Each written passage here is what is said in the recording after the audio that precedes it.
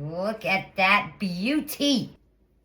Oh boy, that is fabulous. Welcome to my series of me adding unexpected ingredients to traditional recipes that you would think for a million years would never ever work. Well, guess what? They do, and they're gonna be awesome.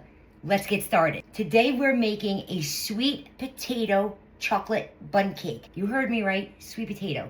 You're never gonna know the sweet potatoes in there. It's gonna add a natural sweetness. It's going to add texture. And trust me when I tell you, you have to try it. Let's get started. So in the bowl of a stand mixer, you're gonna start off with 1 cup of roasted sweet potatoes that you've mashed and cooled. It has to be roasted. Don't boil it, because if you boil it, it's gonna add too much water to the sweet potato, which will then add too much water to your batter. So in with the sweet potato. Then we're gonna add in the butter,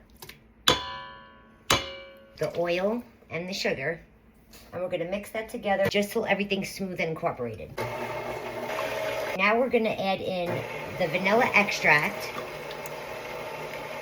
and 1 egg at a time. Now we're gonna take our cocoa powder and our flour, and we're just gonna combine those two together. We're also gonna add our baking soda, baking powder, and our salt. Now you can whisk these together, but it's not necessary. So now we're gonna stop the mixer, and we're gonna add in our dry ingredients half at a time, alternating with the milk. This is a ½ cup of milk and vegetable oil that I mixed together.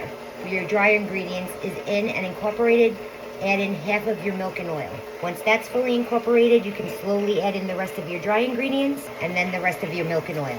Okay, and the batter's done. Okay, now that our batter's done, I have a bundt pan that I greased liberally. You do not want all of your hard work to go to waste because you didn't grease your pan enough. Then I'm gonna take my batter and just pour it in. Make sure you get all of that goodness out of the pan. Now you just wanna make sure you level it out.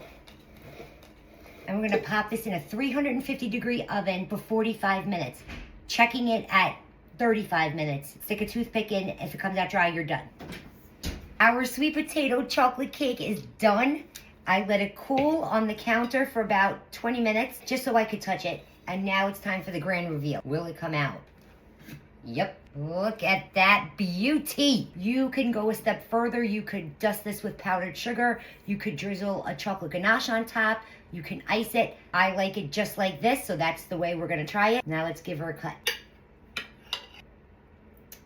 Look at that. It's beautiful. Look at that crumb.